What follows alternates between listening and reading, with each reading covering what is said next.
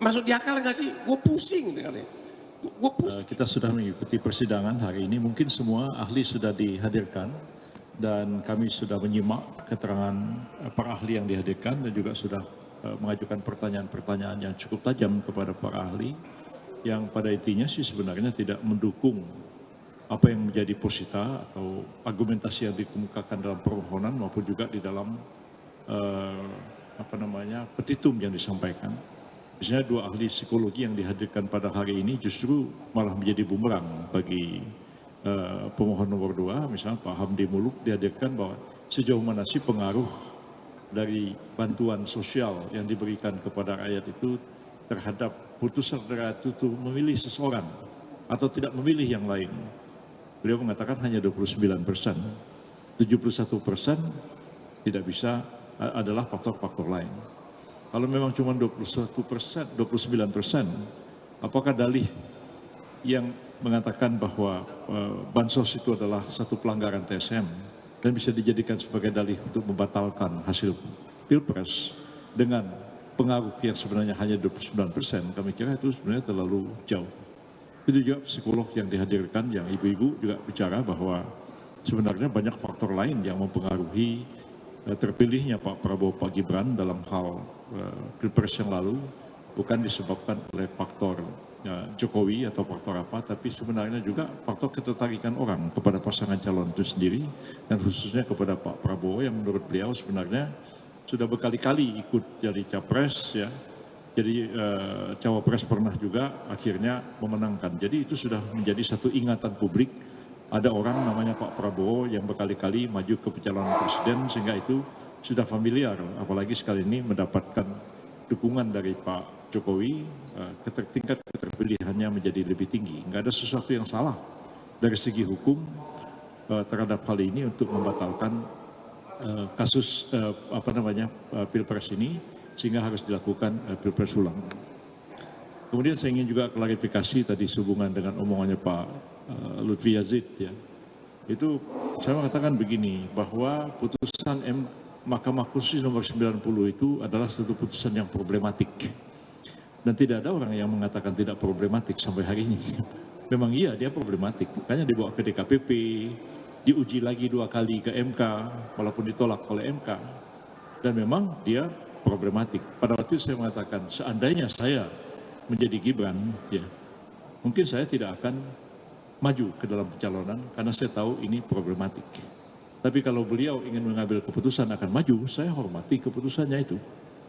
Dan ditanya pada waktu itu, Anda ketua PBB dan partai koalisi akan mencalonkan Pak Gibran. Katakan dalam demokrasi itu orang yang kalah akan ikut orang yang menang. Apalagi kami tidak merasa kalah. Karena itu keputusan musyawarah koalisi, karena kami bagian dari koalisi, kami tunduk kepada putusan koalisi itu. Jadi bukan tadi yang beliau katakan, Yusril pernah mengatakan, kalau saya Gibran, saya akan minta dia untuk mengatakan. Itu kan gak logis. Kalau saya Gibran, saya akan begini. Bukan kalau saya Gibran, saya akan minta dia melakukan ini. Kan gak logis omongan seperti itu. Jadi saya kira ini clear, supaya tidak menjadi persoalan, karena agak kurang baik juga, ya. Dalam persidangan seorang advokat sepertinya mengadu domba antara advokat dengan kliennya. Itu tidak pantas untuk diucapkan, ya. Kita tidak etis melakukan hal seperti itu dalam persidangan. Persoalan ini menjadi clear, tidak ada persoalan lagi. Sejak awal kita sudah sepakat bahwa Pak Gibran itu kita dukung, kita calonkan. Bahkan ketika beliau datang ke rumah pun mengatakan, saya katakan saya akan siap untuk membantu aspek-aspek hukum yang sepanjang pencalonan Pak Gibran dalam Pilpres kali ini. Saya persoalan itu sudah clear sebenarnya. Tapi kalau diungkap lagi dalam sidang ini, apalagi sepertinya membuat konflik antara klien dengan advokat, saya kira memang tidak mestinya harus dilakukan hal semacam itu. Tapi saya akan mendiamkan aja persoalannya. Terima kasih. Sini tak. Oke. Lalu siap-siap lo kalau gue, ya. Hari ini semakin lucu lagi. Kemarin saya udah ketawa terpingkal-pingkal, sekarang jauh lebih parah lagi. Parah banget. Masa 90 juta suara lebih dari Prabowo mau dibatalkan dengan kesaksian pesan-pesan moral dari Romo. Kan ini kan masalah hukum, bukan masalah pesan-pesan moral, ya. Jadi benar-benar kok aneh banget ini tim kuasa hukum mereka. Yang kedua, terus dibawa dua psikolog mau dipakai untuk membatalkan 90 juta suara. Masuk di akal nggak sih? Gue pusing dengannya. Gue pusing, ini praktek hukum yang mana ini coba? Malah psikolog mereka terakhir mengatakan, kenapa Prabowo menang? Karena waktu 2014, 2019 dia menunjukkan ingin berkuasa. Tapi pada saat dia masuk tim Jokowi, dia menunjukkan sifat yang sangat cool.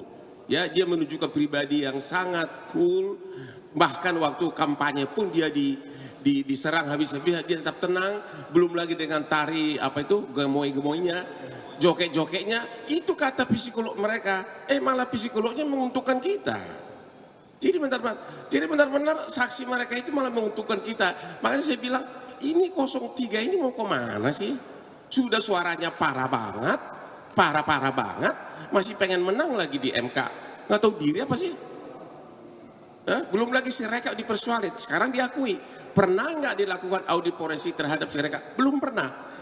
Hanya asumsi, omon-omon. Jadi ini perkara adalah mengadili perkara omon-omon, ya? Atau lama-lama perkara apa ya? Omon-omon, onde-onde gitu ya. Gimana Pak Kunce? Jadi kalau sebenarnya permohonan ditujukan kepada KPU, tapi posisinya maki-maki presiden melakukan katakanlah tindakan inkonstitusional. Jadi kentara sekali mereka panik. Dan sampai hari ini belum ada satu bukti pun juga. Yang diserang misalkan dipertentangkan antara Pak Advokat dengan Pak Yusril Manadi itu. Jadi mereka adu domba kita. Padahal kita ini semua utuh loh. Jadi apa yang saya mau katakan, sudah sejak semula kalau kita lihat posita, maki-maki presiden tanpa bukti. Kalau itu kan kejahatan jabatan, mesti ada putusan pengadilan. Akhirnya larinya kemana-mana di antara posita dengan petitum tidak nyambung. Terima kasih. Saya mau tegaskan mengenai bansos ya. Tadi waktu kita tanya dia punya ahli tentang bansos dan juga Romo, tahun 2021 itu bansos sudah 400 miliar lebih. Tahun 2022 bansos juga udah 2.400 miliar lebih. Apakah itu untuk politik? Apakah itu pemilu? Kan belum ada pemilu saat ini. Jadi benar-benar bantuannya adalah bantuan sosial. 2023 sampai 2024 meningkat sedikit. Tapi masih di kisaran 400 triliun. Terus masalahnya di mana? Belum lagi zaman SBY juga sudah ada bansos. Jadi benar-benar alasan bansos itu adalah alasan, nggak ada alasan lagi mereka. Ya, siapa tahu mengharapkan menang aja. Bansos itu benar-benar sudah ratusan miliar sejak 2021 udah 400 miliar, 2022 udah 400 miliar, 2024 ada peningkatan, tapi nggak terlalu besar. Ya gini dulu deh ya. Oke, omon-omon, benar-benar parah. Ya. Tanya dulu Mas. Apa? Boleh, silakan. Ada dua pertanyaan. Yang pertama tadi soal kehadiran Romo Magnisuseno sebagai pengajar etika dan filsafat. Tadi ada statementnya yang mengatakan bahwa seorang kepala negara dengan kapasitasnya presiden, jika melanggar etika sama dia menyamakan dengan bagian dari kelompok mafia. Itu yang pertama. Yang kedua tadi yang terbaru pihak 03 ingin mengajukan permohonan ke MK panggil Kapolri. Tanggapannya? Memanggil Kapolri. Mau manggil Kapolri? Iya. Siapa yang mau manggil? 03 mengajukan. Oh ya. Jadi begini, kita menghormati keputusan dari pihak pemohon 2 yang menghadirkan Pak Frans Magnis untuk menjadi ahli di persidangan ini.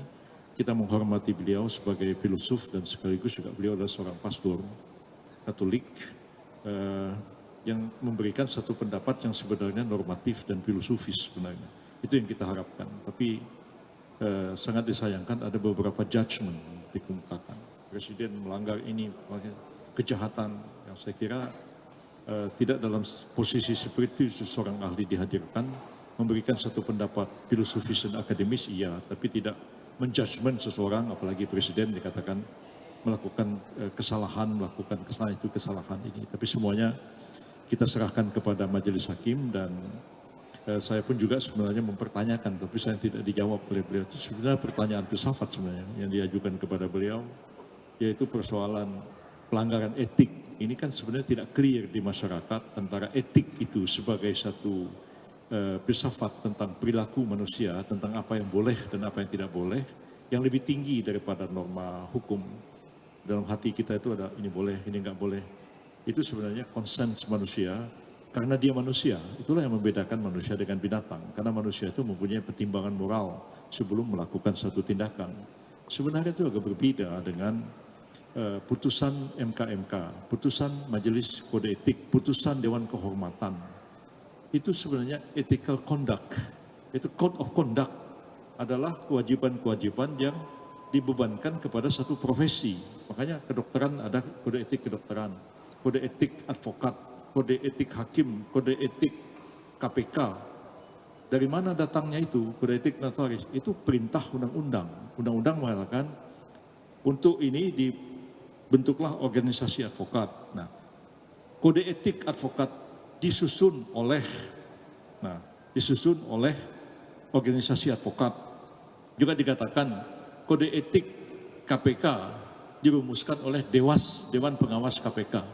Itu etik, code of conduct profesi tertentu. Dia tidak bisa lebih tinggi daripada undang-undang.